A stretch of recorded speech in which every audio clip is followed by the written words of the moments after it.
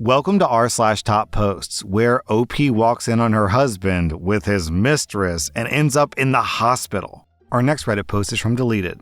Long story short, I was married 6 years ago to my ex. We aren't together anymore because of the following. 1, he cheated on me. 2, I found out when I came home to him getting dressed in a hurry in our living room, meaning they did the deed on my couch. 3, the girl that he was cheating on me with ran past me and ran out the door so fast that she knocked me over super hard. 4, I fell against the glass shelf that was near the front door, shattering it in the process and cutting up my back. I also got a grade 3 ankle sprain. I was wearing heels and the fall was soap opera worthy. 5, after all that, I found out that he'd been cheating on me for a year. 6, he filed for divorce while I was in the hospital getting treated for my injuries. 7, he married the 20-year-old that he cheated on me with and invited me to the wedding. And my wedding invitation said, "Let bygones be bygones." The audacity! As you can see, I'm not fond of this man in the slightest. But I found a good man who loves me and respects me, and I'm getting remarried in June. The issue? This man had the audacity to email me asking to rekindle our relationship after 6 years of not speaking. I don't know how to respond to his email without simply telling him to F off, and I don't want to do that because I'm nice like that. Well, OP, instead of replying to him, just forward the email to his new wife. Our next Reddit post comes from Key Comfortable. I'm a 32-year-old man, and I've been married to my wife, who's 30 for 4 years, and we've been together for 8. She's a stay-at-home mom. We have 2 kids, a 2-year-old boy and a 1-year-old girl, which is incredibly taxing for my wife. She wanted a solo vacation break for a few weeks where she would travel to a few different states, visit her high school and college friends, go to concerts, and do a lot of fun stuff. She asked me if I would be fine with it. I asked her if she could make it a couple of weeks shorter because 7 weeks managing our 2 kids alone sounded really daunting, especially since work was also getting taxing recently. I do work remote, so at least that was in my favor. My wife and I discussed this for a couple of days, and I ultimately agreed with her that she did deserve a break because of what she had been through the past few years. And so she took her vacation. The first week managing our kids alone was extremely difficult, and I did feel like I was losing my mind, but I survived. My sister came over to help me from the second week on. She was honestly a lifesaver, and I will be eternally grateful for her. I never directly asked my sister to help me, but I guess I indirectly did because when she video called me at the end of the first week, I basically broke down in tears. So from the second week on, my sister stayed over at my house to help with the kids, and a huge burden had been lifted off my shoulders.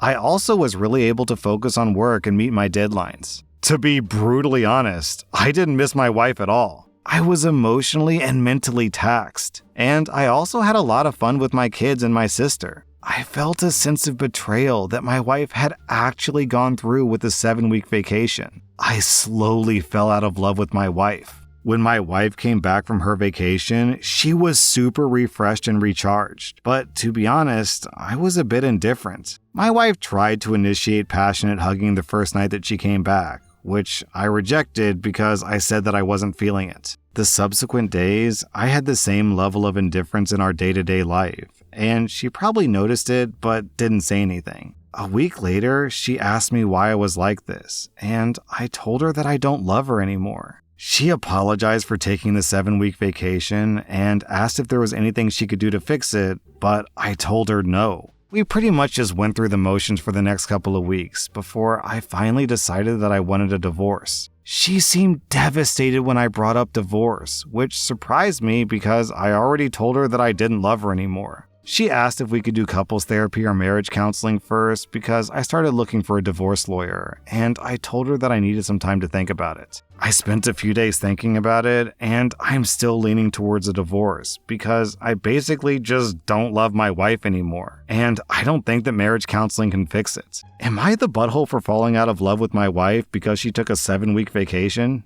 Well, okay, so first of all, taking a 7-week vacation is crazy. That is a ton of time off. Not only is it just a lot of absence from family time, but it's also crazily expensive. If she's spending 7 weeks in a hotel and like flying around and going to concerts, I'm guessing this is probably like, what, 30, 40, 50K? But it really seems like the problem here isn't that she took a 7-week vacation, it's that once she left, OP realized, you know what, I'm actually happier when she's gone. So I think that's the real issue, which is OP realized that he just doesn't really like his wife anymore, and the vacation was just the opportunity to realize that. So yeah, OP, I agree, it sounds like there's no coming back from this. Also, as a quick side note, when my daughter was, I want to say about 1.5 or 2, I had to go to a conference in another state. And during this time, I was away from my daughter for the first time for about 1 or 2 days, I can't remember.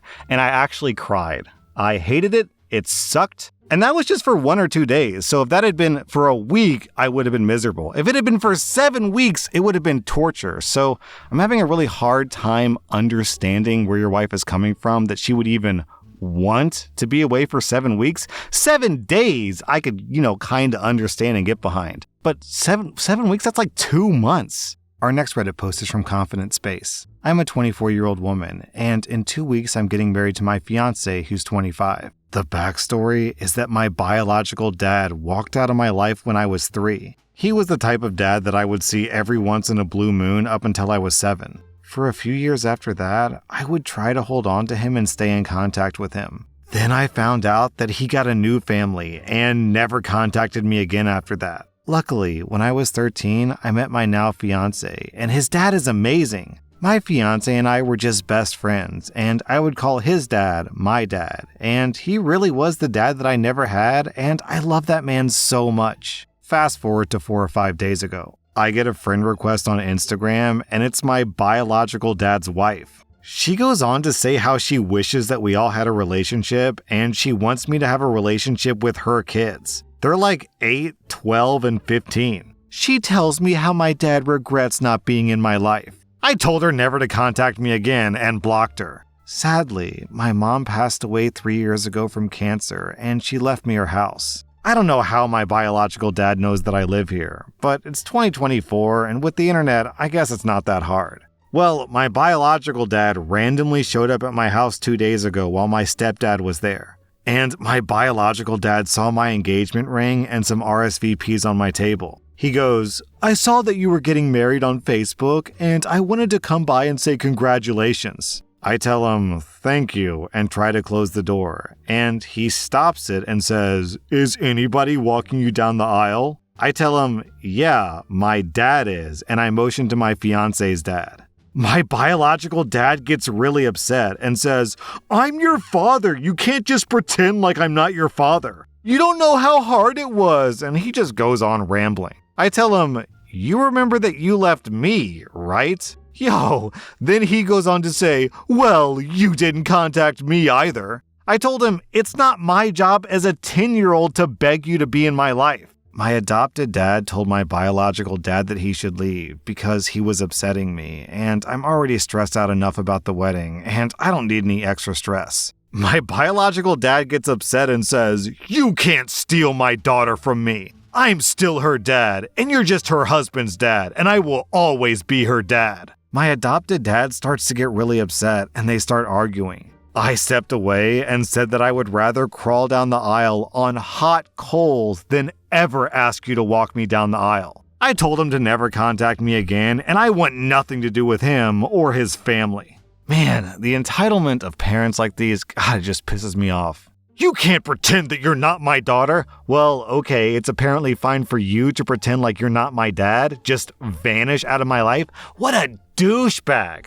Our next Reddit post is from Octopus Cat Arm. A stranger told me how I changed her life years ago and that they never forgot me. I was out tonight with some of my girlfriends at my local dive bar, and this random lady came up to me. We'll call her Kim. Kim gently took my hands and asked if I remembered her. I jokingly said, "No, but I'm sure my ditzy drunk ass must have upset you at some point, and I'm sorry for whatever I did." Kim stared at me for a few seconds, then asked me if my name was such and such, and it is. Now, I have a very unique name, so for someone to remember it after years or even one time is impressive to me, but also worrying. Kim told me that I didn't upset her at all, but I helped and possibly saved her life, and that she never forgot me. I was taken aback and asked what she meant by that. Kim smiled slightly and told me that she came to this bar a few years back with some of her friends and her then boyfriend. While they were out back having a smoke, I happened to be out there as well. I overheard the way her boyfriend was speaking to her, and I interjected myself. I introduced myself to Kim and asked her if that was her boyfriend, and she nodded yes. I then turned to the guy and told him how rude and disgusting he was for speaking to her like that, and called out our friends for not speaking up.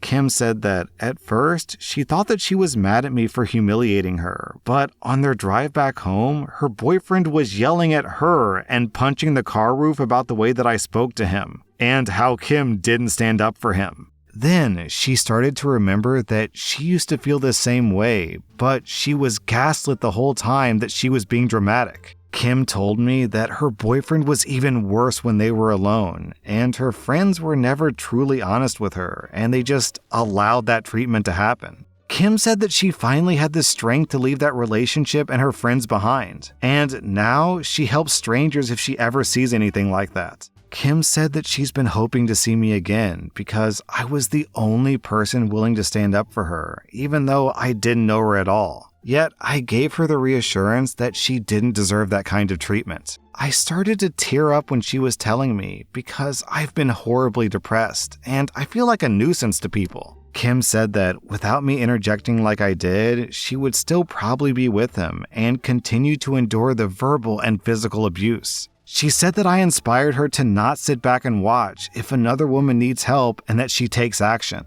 I told her I feel bad since I don't remember that specific incident at all, since it's been years and I always call out abusive male behavior. And also abusive women, but we're not talking about that right now. So to me, it was just a small blip. But apparently to her, it was life-changing, and it really made me realize how important it is to continue to speak out instead of just watch. Aw, that's a super sweet story, OP. Our next Reddit post is from C. Readerholic.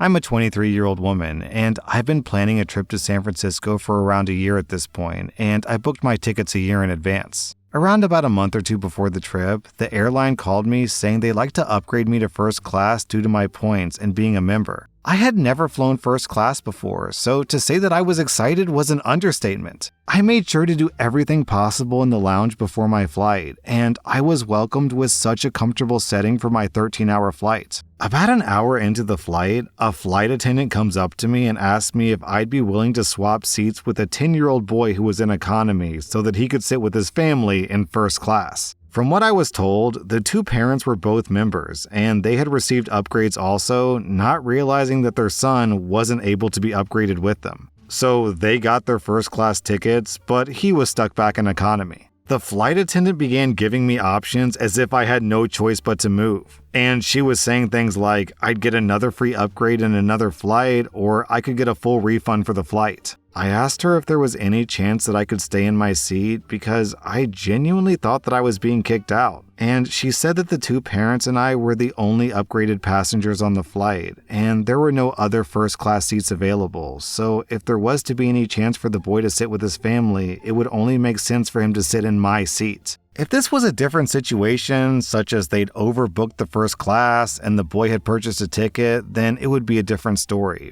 But I got this upgrade because of how much I fly on the airline. The flight attendant accepted my decision, and she was very nice and said that everything was okay and they were going to figure it out. I never saw the parents because they were sitting far away from me. I did get shamed by an old woman in the seat next to me who told me that I made a child sit on their own for 13 hours. I get that a 13-hour flight alone for a child is scary, but I saw him walk up and down the aisles like every hour to meet his parents, so it wasn't like he was alone. So, am I the butthole here? Yo, this entitled old lady next to you. Well, if you're that concerned about the little boy, then why don't you switch seats? Also, if the parents were so stressed about the little boy, then just have one of the parents go sit in economy and let the little boy sit up front. Or, even better, here's an easy one, have the parents offer their first-class seats to people in economy. I'm sure the people in economy would be thrilled to get free first-class seats and give up their seats so the whole family could sit together. But no, let's make it OP's problem. God, these people piss me off. Our next Reddit post comes from Flowers. I started to act like my husband, and now he finally knows how it feels. My husband, who's 26, was the type of man that would like other women's pictures who didn't follow him, watch a bunch of adult videos, like Instagram stories, and compare me to other women that he saw because he has a wandering eye. I, a 25-year-old woman, tried my best to communicate my issues with this, but of course he brushed me off, so I had enough and decided to start acting like him. I started to like other men's photos on Instagram and follow them, and to my surprise, they followed me back. I also started to act like I was watching adult videos as well, and compare him to other men that I saw, wishing that he would do the things that they did for their girlfriends and wives. After a month, he started to notice, and he started to be very angry with me about this, and I would throw the same phrase that he would say to me in his face. "It's just adult videos," or "It's just Instagram." He's now told me that he thinks social media is toxic, and we shouldn't be on it. But now I just see this statement as a way of manipulation because when the shoe was on the other foot, he didn't care. I told him no, and now we're not speaking to each other anymore, and I don't know what to do. That was r/Topposts from Reddit, and if you like this content, check out my podcast where I publish the exact same episodes. Also, hit that subscribe button because I put out new Reddit videos every single day.